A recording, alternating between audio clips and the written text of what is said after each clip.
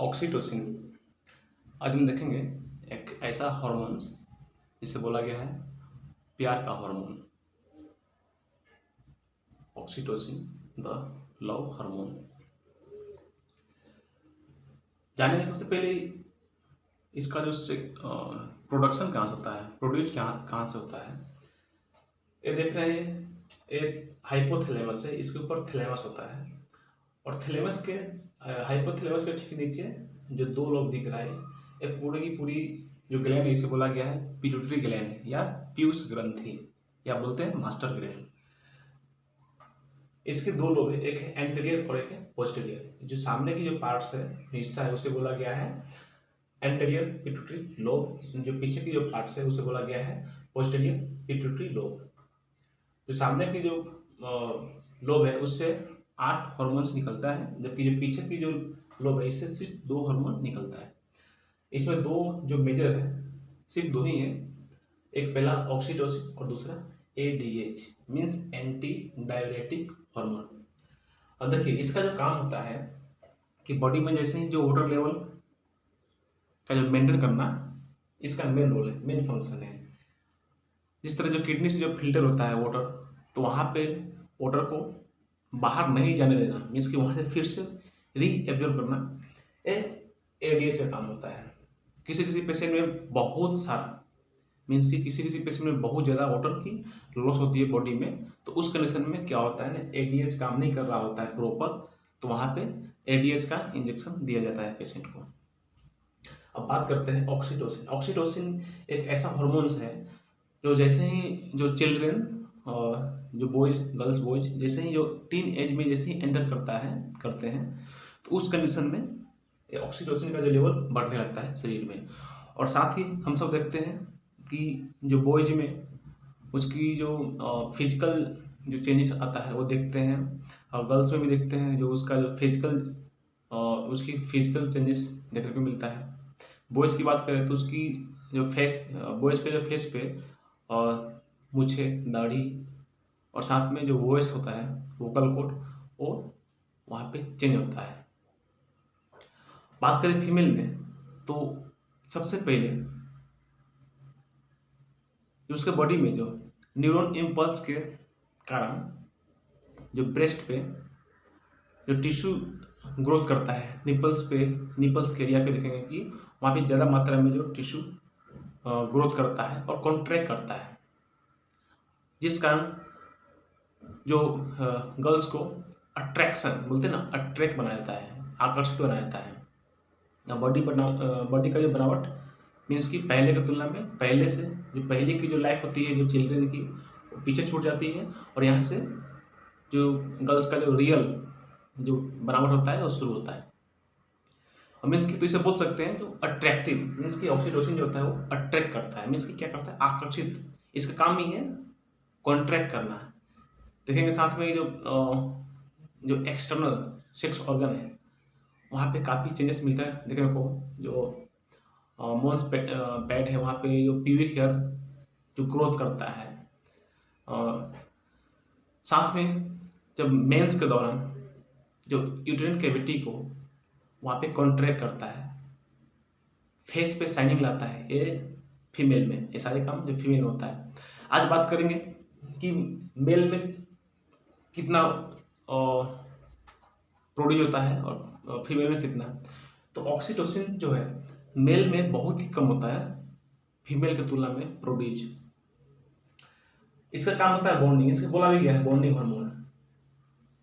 जैसे ही जो teen age में क्रॉस करता है लड़के लड़कियां, तो वो लड़का जो होता है, बॉय होता है, वो गर्ल्स की तरफ अट्रैक्ट होता है, और ठीक उसी तरह जैसे उसका अपोजिट होता है, और लड़की भी लड़के की तरफ अट्रैक्ट होती है। इसका काम क्या होता है, इसका मेन कारण ये होता है ऑक्सीटोसिन का बॉडी में इसका लेवल बढ़ जाना, इसका फंक्शन और ज़्यादा एक्टिव हो जाना, क्योंकि टीन एज से ही ये एक्टिव हो जाता है हार्मोन्स। अब बात करें कि बॉन्डिंग कैसे बोलते हैं, तो जैसे ही जो लड़का और लड़की ने एक दूसरे को देखा तो एक अट्रैक्शन हुआ, लेकिन बॉन्डिंग मीन्स की जो अंदर से एक दूसरे के प्रति जो एक पॉजिटिव सोच होता है, मीन्स कि एक दूसरे के प्रति जो एक बोलेंगे समानांतर जो सोच मिलता है, उस कारण एक दूसरे से बॉन्ड होते हैं, इसीलिए उसे बोला गया है बॉन्डिंग हार्मोन। सिर्फ बॉन्ड होना एक अलग चीज़ है, एक फील के साथ बॉन्ड होना, इसे बोला जो एक फील के साथ बॉन्ड होते हैं उसे बोला गया है पैशनेट बॉन्डिंग। और पैशनेट बॉन्डिंग में इसके ऑक्सीटोसिन के अलावा भी जो 3 हार्मोन्स जैसे प्रोटामिन, डोपामिन एंड नॉरएपिनेफ्रिन जो फील के साथ जो बॉन्ड होता है, इसे बोला है कि डीप बोलते हैं ना, डीप लव, इसीलिए बोला गया डीप लव। तो डीप लव के लिए सिर्फ ऑक्सीटोसिन नहीं, साथ में प्रोटामिन, डोपामिन एंड नॉरएपिनेफ्रिन भी यहाँ पे रिस्पॉन्सिबल होता है। अब बात करते हैं, एक बहुत ही मजेदार बात है, शादी से पहले बिफोर मैरिज लाइफ क्या होता है, जो गर्ल्स एंड बॉयज बहुत काफी एक्स्ट्रा डीप फील के साथ लव करते हैं एक दूसरे से, लेकिन जैसे ही जो शादी आफ्टर मैरिज लाइफ, जैसे ही शादी हो जाता है, शादी के 1 साल 2 साल बाद तक सब कुछ पहले की तरह ठीक चल रहा होता है, और जैसे ही 2 साल कंप्लीट हुआ, 3 साल कंप्लीट हुआ, तो ये हर एक पत्नी की, उस सभी पत्नियां की ये कंप्लेन होता है कि मेरा हस्बैंड पहले की तुलना में मुझसे प्यार करना कम कर दिया है, या फिर मेरे प्रति उसके अंदर जो फीलिंग शायद कम गया हो। तो बेचारा क्या करे लड़का, जो हस्बैंड क्या करे, क्योंकि ये जो वाइफ होती है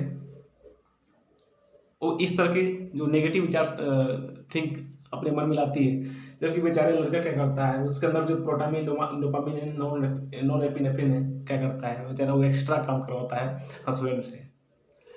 लड़की सोचती है कि वो मुझसे कम प्यार कर रहा है, जबकि बेचारे हस्बैंड के सर पे बहुत सारे टेंशन आता है, तो क्या करे, वो कभी चेयर के अरेंज करता है, घर में चेयर नहीं है, घर में टेबल नहीं है, घर में खाने के सामान को अरेंज करना, सारे घर की जो रिस्पॉन्सिबिलिटी है वो किसके सर पे आता है, हस्बैंड के सर पे। तो इसीलिए एक कंप्लेन होता है कि शादी के बाद, शादी के साल 2 साल 3 साल बाद हर पत्नी नहीं बोलेंगे, लेकिन फिर भी जो 90% जो पत्नियां होती है वो ऐसी कंप्लेन लेकर आती है कि मेरा हस्बैंड मुझसे वो प्यार नहीं कर रहा है। जो जो पहले जब मिलते थे, जो एक्स्ट्रा डीप फीलिंग के साथ हम लोग जो बातें करते थे, और हस्बैंड मुझे गिफ्ट करता था, वो प्यार भरा स्टाइल में प्रपोज करता था, और वो नहीं करता है, तो बेचारा कहाँ से करेंगे, वो उसके लिए तो एक्स्ट्रा रिस्पॉन्सिबिलिटी बढ़ गया है। अब घर के सारे जो अरेंजमेंट बेचारा खुद कर रहा है, मेंटेनेंस खुद कर रहा है, साथ में वाइफ को भी मेंटेन कर रहा है। तो इसका ये फंक्शन होता है हमारे बॉडी में, और सिर्फ ऑक्सीटोसिन नहीं, उसके साथ साथ प्रोटामिन, डोपामिन एंड नॉरएपिनेफ्रिन भी फंक्शन करता है, जिस कारण ये बॉडी में सारे जो लव का जो फीलिंग आता है और मन में एक प्यार उमड़ता है, इस सारे हार्मोन्स का उसमें मेन रोल होता है।